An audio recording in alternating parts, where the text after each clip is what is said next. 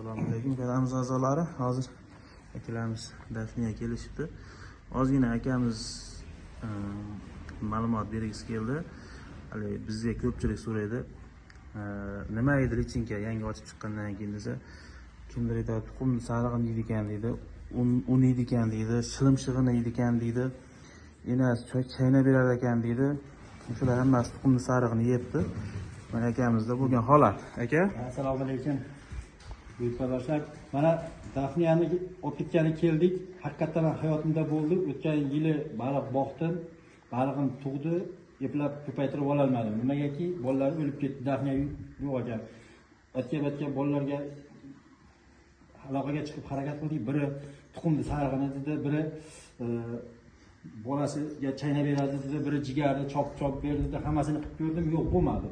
Endi mana shu bolani topib, shu bola bilan gaplashib nima qildim. Endi kimliklarini aytishim to'g'ri kelmaydi u bolalarga ham, ularga ham tirikchiligi. Mana shu bola orqali internetdan topib turib keldim. Mana shu bolalar ko'payayotganini, baraka topib qilayotganini ko'rib, biz ham havas qilib keldik. Ajoyib, biz bolalar ham endi shu bilan o'tgani oshda aka, sizda necha kun yashadi? Bizlar 3 kunga 4 kundan. Boshqa bir haftada o'lib qolaverdi, yo'qolib qoldi. Endi bir haftagacha yashagan sababi bor-da. O'sha o'zida baribir ma'lum oziqasi bo'ladi. Yangi ochib chiqqan jo'jaga o'xshab. Xuddi shunaqa bo'lsa, lekin jo'jaga o'xshab ovqat aqa to'zdi, sekin kamayib o'lib qoldi. Haligilar aytgan narsalarni hammasini berdim.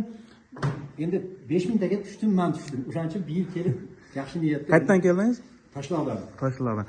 Xo'p, endi kimlardir hovuzida aka Dafni tashlamagan bo'lsa ham, ichinkasi katta bo'lishi mumkin.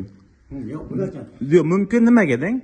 Bu o'zi aka Dafni, bu aynan biz Dafnidan emas, bizniki to'g'risi hozir biz ariqlarda hali rivojlangan yo'q, bu o'sha Rossiyadan kelganda bu Dafni kelib chiqsa. O'zimizning ariqlarda ham mayli Dafni bo'ladi. O'zi aslida o'sha ariqdan kirib ko'payib qolgan bo'lsa, tabiiy sharoit ko'payib qolgan bo'lsa, o'shanda lichinkasi katta bo'ladi aka. Endi akalar birinchi misol Dafniyani kimdan olsalar ham bizda olasizlarmi, kimdan olsalar ham bizda olinglar demaymiz, u o'zlarining nimalar. Faqat shu Dafniya olishdan oldin kechqurun hovuzga bitta chiroq yoqib ko'rsa, o'zi keladi. Men ko'rdim, chiroq ko'rsatganingiz ko'rsam, menda unaqa kelmadi. O'shalar. Chiroq yoqqandan keladigan bo'lsa, o'sha hovuzda lichinkaga ozuqa bor. Dafniya agar hovuz yoqqaningizda lichinka anaqa mayda Dafniya kelmadimi? Yo'q, erta lichinka katta qilib olish qiyin. Shunga ozgina ma'lumot berib ketgimiz keldi. Tanjoningiz sog' bo'lsin. Mana shunchalik qilayotgan narsalarni ko'rib turib, endi bu hali baliqdan daromad qilaman demayman. Odamlarga qiziq. Shunaqa aka.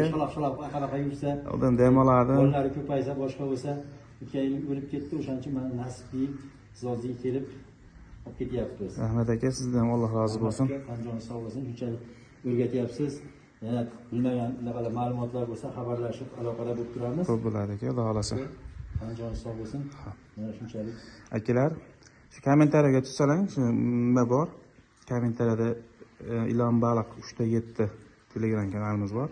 O'shanga qo'shilib olsalaring, o'sha Telegramda ma'lumotlar berib ketamiz. O'sha kunlik shu ilon baliq haqida.